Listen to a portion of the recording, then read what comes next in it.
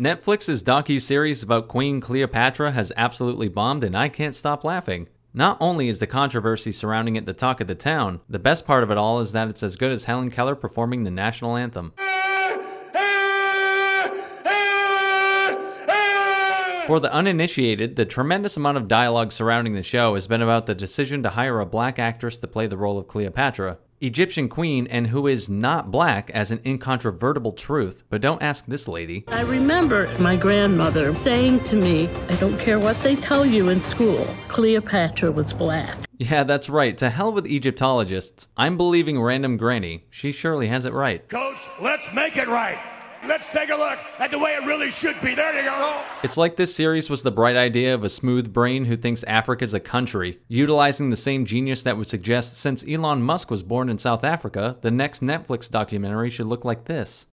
Speaking of this poster, I tweeted it out a couple of weeks ago and someone responded with cries of racism, followed by proof that Cleopatra was black by showing me the mummified remains of someone else. In case you were wondering how weak the defense of this show's been, the documentary itself being complete doki-dookie is vindication and validation for its critics, but it shouldn't have to come to that in order for it to be shit on. This isn't a fictional universe, fictional tale, or fictional character we're talking about. This is supposed to be a documentary series, so finding someone who matches that person's physical characteristics in close capacity is pretty key, hence the lame defense we've seen. But that hasn't stopped the director and the lead actress from lashing out at people. Adele James, who plays Cleopatra, has stated that any criticism of Cleopatra being black is fundamentally racist, especially if we talk about blackwashing characters, because blackwashing doesn't exist. Let me throw you an olive branch. Whitewashing characters exists, it happened numerous times in cinema, and is rightfully criticized. So can we stop pretending that the ginger side of red-headed characters being played by black actors and actresses isn't happening? Hey, yo, what the fuck? She went on with a weird whataboutism, asking why there was such controversy over her casting, while there was no outrage over Brendan Fraser being chased by the mummy, because a film set in a fictional world and a historical documentary are the exact same thing, apparently.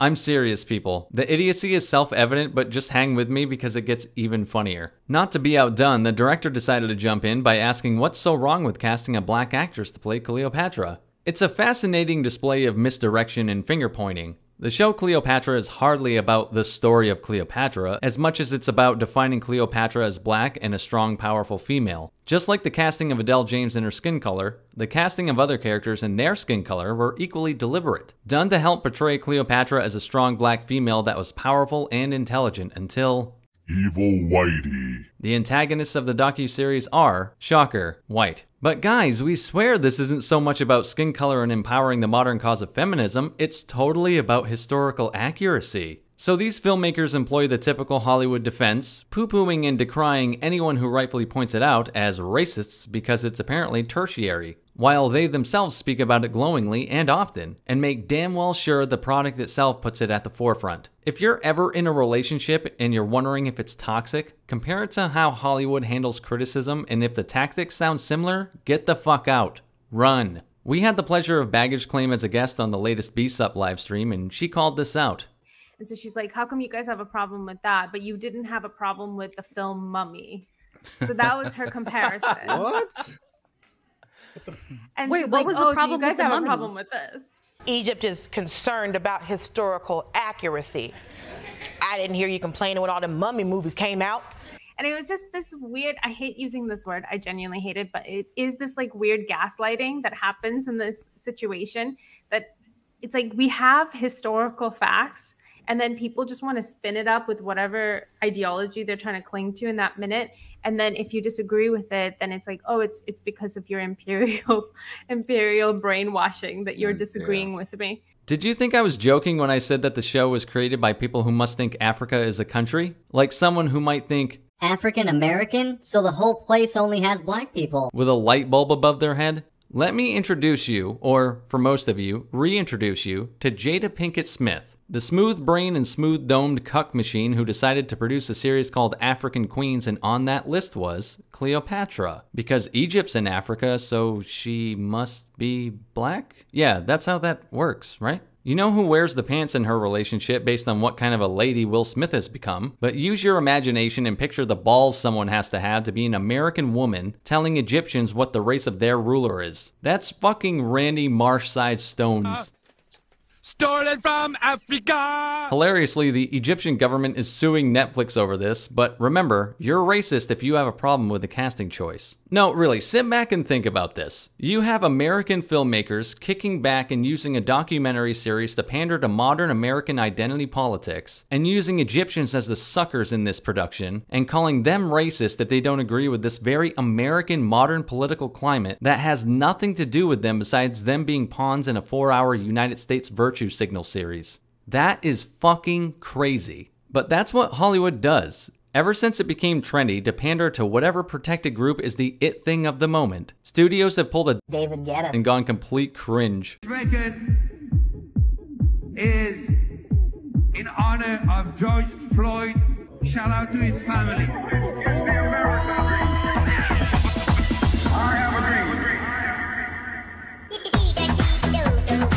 Whether it's smashing racism or the patriarchy, Hollywood goes full tilt on current thing. The sad part of it all is it stems from good intentions, but so does everything that turns awful. Getting accurate representation on screen has ultimately led to inaccuracy in the complete opposite direction. It's overcorrection at its finest. A pendulum swing that inevitably has to come back. Listen to Ernest Owens, who wrote the book The Case for Cancel Culture, if that's not a big enough red flag. Talk to Bassem Youssef, an Egyptian comedian speaking out against the Cleopatra documentary. Yeah, I think that this is ridiculous. I think people should remember that there was controversy when the late, great Elizabeth Taylor played Cleopatra, and people thought that it was inaccurate for a white woman like her to play the character.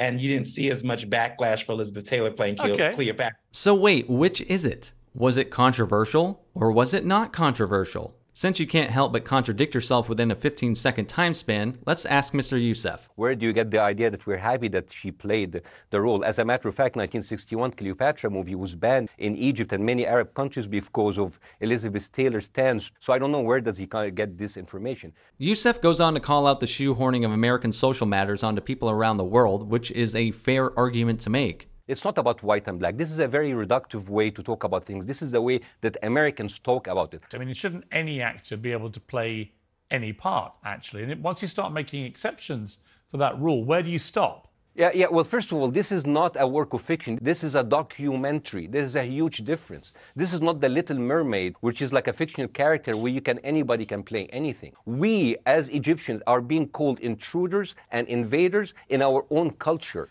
There's all of these pseudoscience and pseudo-history has been going on, and it has implications. All this asshole Owens can do is sit and make weird faces like that's a rebuttal. Zooming out, this is far more than the Hollywood virtue signal. It speaks to the writers and showrunners pushing their very American ideals onto the rest of the world as if everyone else is experiencing the same thing as we are here in the States in the exact same way at the exact same time. Which ironically couldn't be a more privileged position to take if I ever had to use that obnoxious word in a real sentence. In this circumstance, Egyptians are just pawns in the Hollywood machine, churning out what they hoped would be a huge win for diversity by race-swapping a historical figure in a documentary. Youssef brought up the race swapping of The Little Mermaid, which is a funny point, because no, it's not replacing a fictional character like that, but that's where it started, and that's how you get to the point where Hollywood thinks they can wash a historical figure out as long as it's the right color for the modern moment. All it is a new form of ridiculousness. But that's just wrong think, I've been told.